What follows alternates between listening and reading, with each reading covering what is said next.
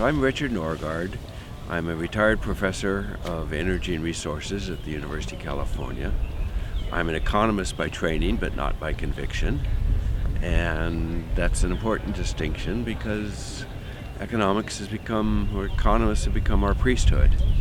And I'm writing on economics in that very vein, that economics, in fact, has become a secular religion, and John Cobb himself has identified it as such. He's described sort of three areas: the area of Christianism, and then nationalism, and then economism. And we're in the era of economism now. So, to me, economism is a lot of different things, and I'm going to try to combine them all. But there is a religious aspect in that we have to hold this faith. If we didn't believe markets were going to work, if we didn't believe there was going to be food in the supermarket next week, we would all be busily planting in our gardens. But some of us only have flower pots.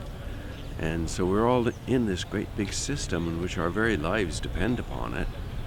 And it's totally human constructed.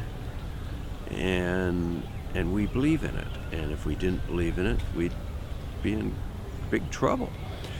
And that's scary. That's scary because that makes it especially difficult to change. So there's that aspect of economism, that we have to have faith in the economy, but it's more than just faith in the economy. The economics reigns in our political discourse. When Franklin D. Roosevelt was speaking, he was basically speaking social gospel.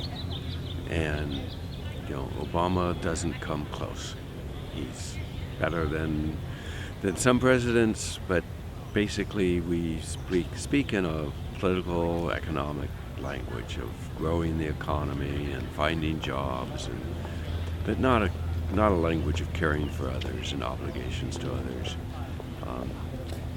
And this is another aspect of economism.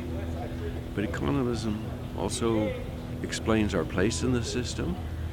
It sort of rationalizes how the market works, and it rationalizes our abuse of nature and of other peoples at great distances through the market.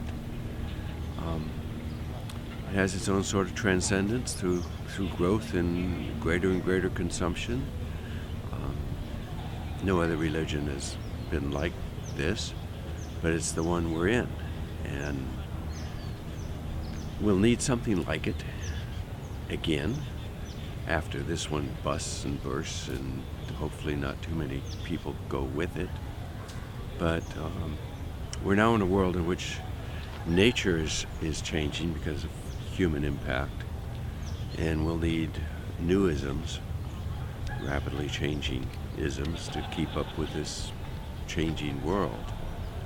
But a part of what I'm talking about when I talk about economism is how economists themselves are not really scientific, that they are all wrapped up in this public secular religion, and they preach growth.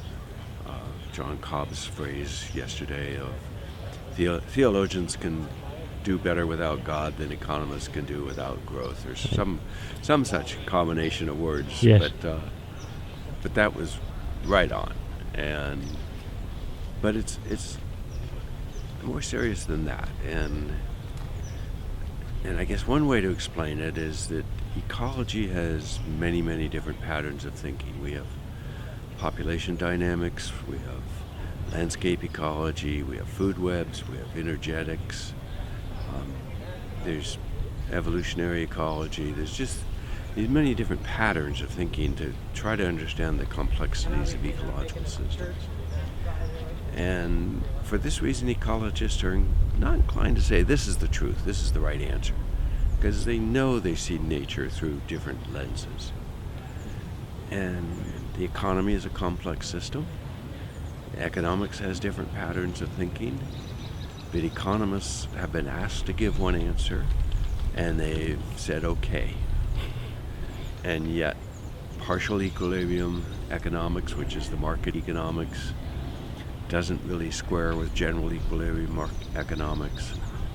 Monetary theory doesn't really mesh with macroeconomics, doesn't really mesh with the market economics. There's all these patterns of thinking, institutional economics, and they don't all fit together, but economists have been asked to say what is right ever since the Flood Control Act of 1936.